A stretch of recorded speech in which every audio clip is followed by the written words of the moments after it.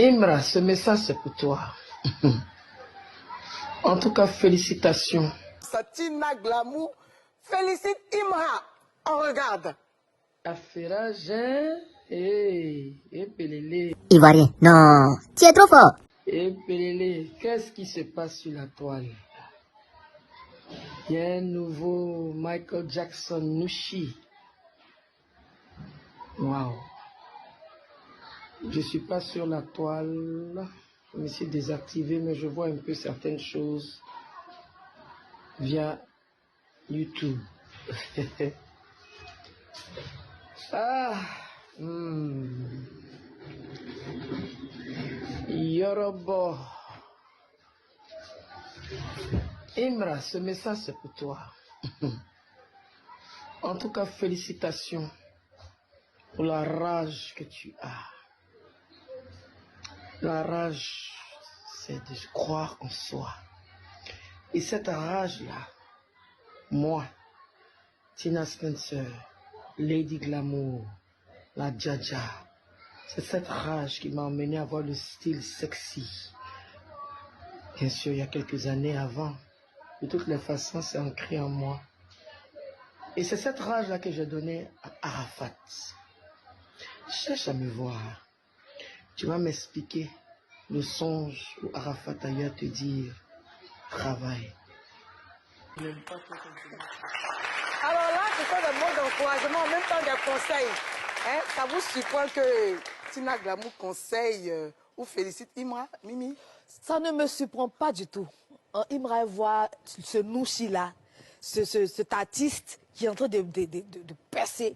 Donc elle le félicite, moi ça ne me surprend pas. Ah bon? Non, pas du tout.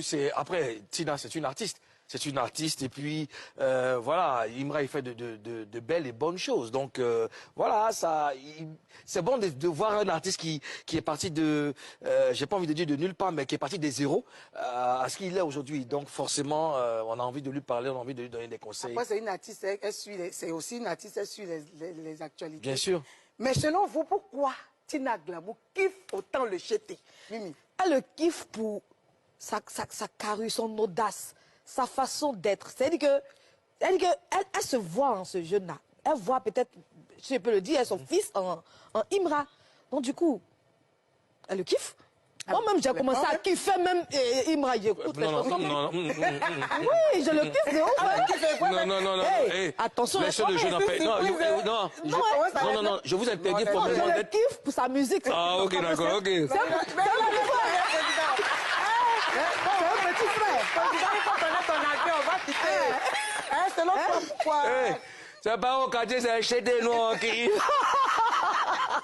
Ouais, mais écoute, elle le kiffe parce que il en voit bien, le garçon. Il en voit bien et puis il a quelques traits en commun avec son fils Arafat. Tu vois, la fougue, le geste, la fougue, et puis la popularité. Il y a beaucoup de choses vraiment qui lui rappellent Arafat. Donc, forcément, elle est séduite. Je suis d'accord avec vous sur le plan d'Arafat, mais il n'y a pas qu'Arafat. Parce que ça commence d'abord avec Tina elle-même. Elle a dit dans la vidéo qu'elle aime le courage, elle aime l'audace de Imra parce que c'est ça qu'elle avait quand elle était jeune. Donc ça la rendait sexy. Et donc elle voit aussi Arafat en même temps, elle se voit Elle se voit en Imra. Elle parle de la rage, de tout ça. L'audace. Mais en même temps, dans la vidéo, elle a demandé à Imra de faire très attention à son entourage. Hein? Ça vous explique quoi, Mimi? C'est une mère qui conseille un jeune, une artiste, une dévancière qui conseille son petit frère, son fils. Et en même temps, c'est une façon subtile pour Tina de dire que c'est l'entourage de Yoro qui a fait que Yoro est tombé. Moi, selon moi. Selon toi? Oui. Ouais. D'accord. Président, toi? Oui, écoute, au-delà d'une mère qui conseille, c'est avant tout une artiste.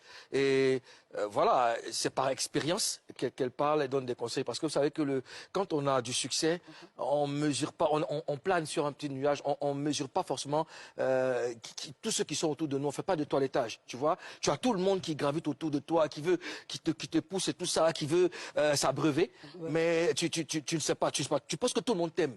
Mais il y a des mauvais grains dedans, tu vois. Et elle parle par pure expérience. Et elle le dit parce que son